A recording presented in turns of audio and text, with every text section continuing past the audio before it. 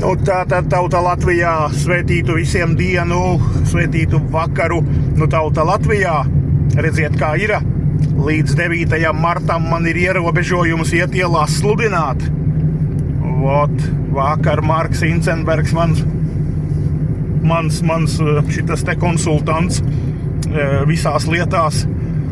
Marks pateica, izpētījām visus tos poliču dokumentus, ko man iedeva pirms gada, un Marks skaidri gaiši teica, 10. datumā tev viss beidzās un mierīgie ielās un bliez.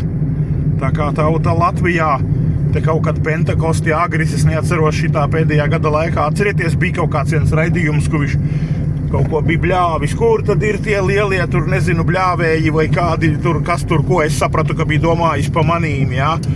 Ir kaut kādi tur likumi, kaut kādas valdību lietas, blā, blā, blā, tas bija man ierobežojis, bet 10. marts ir atkal, kad es varu iet un atkal pateikt Pentekostiem par viņu kondulīnī gariem, jā, par sievietēm mācītājām, jā, par visām liekuļošanām un tēlošanām, ko viņi dara.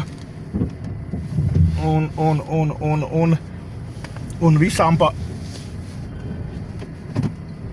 visām pārējām lietiņām tauta Latvijā, tā kā var sakot, 10. martā atkal varu iet ielās, tā kā skatīsimies, arī Pentekosti ir manā sarakstā.